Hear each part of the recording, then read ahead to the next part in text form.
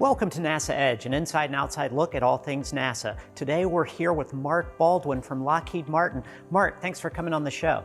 Sure, thanks for having me. Now, you're about to conduct the third in a series of drop tests for the Orion spacecraft. What are you at Lockheed Martin and what does NASA want to learn from these drop tests?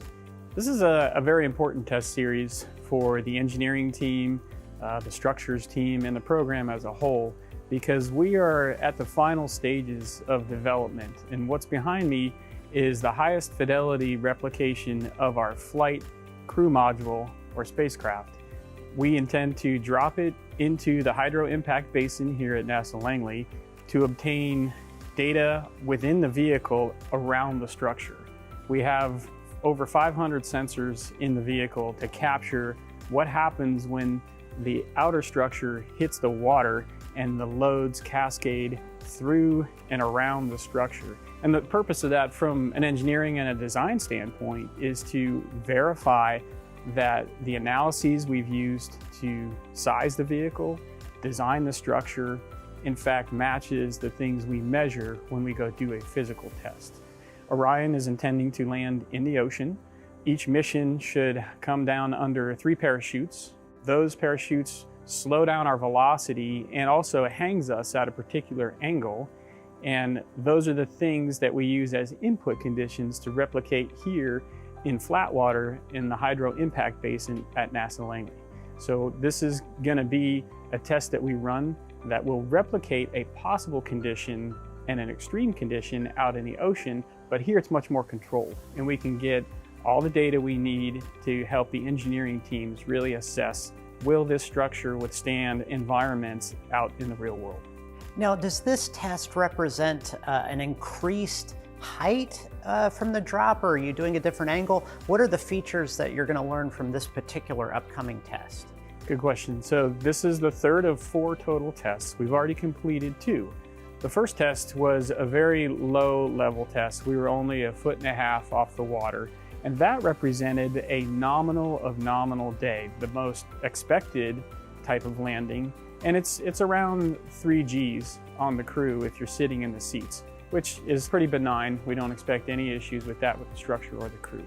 The second test we ran went up to a higher level that's closer to our design values. So when the engineering teams have to create structure, obviously mass is very important. And so we have the challenge of trying to balance mass of the vehicle and the loads in the environments that we're going to see. So the second test represented something that we call limit or design level environments. And we took that up to about 8 feet and dropped it.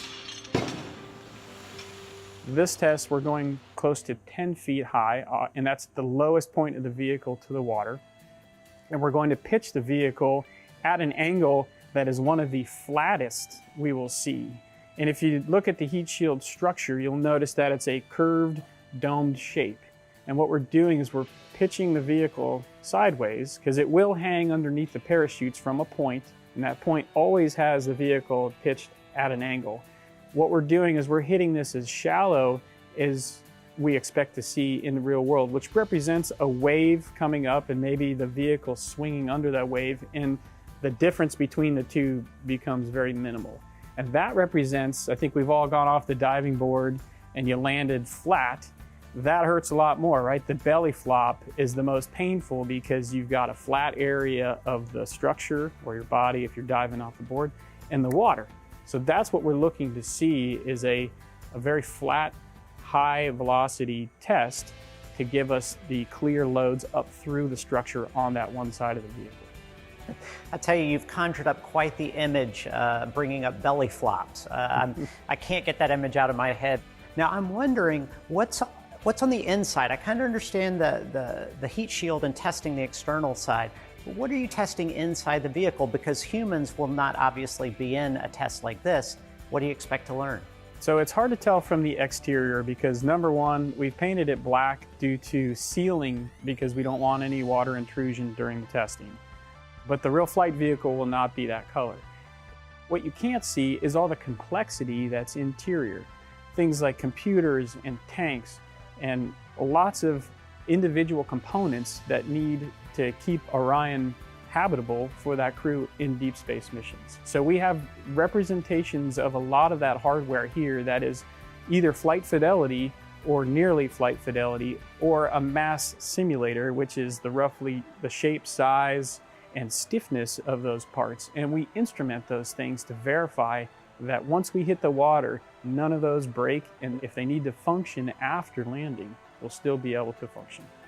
That's awesome, Mark. And of course, we want to see a successful test, this test and the next test, because these are the last tests you'll perform like this before actually flying Artemis 1, hopefully later this year. Is that correct? Yep. Of course, out in the open water, any day can be kind of a crazy weather day. So we need to do these sort of controlled experiments here to verify if we hit that extreme weather day, the vehicle can still withstand it and the crew will be safe. Well, I'll tell you what, Mark, we wish you the best, and hopefully we'll see a successful test tomorrow and then a 4th swing test.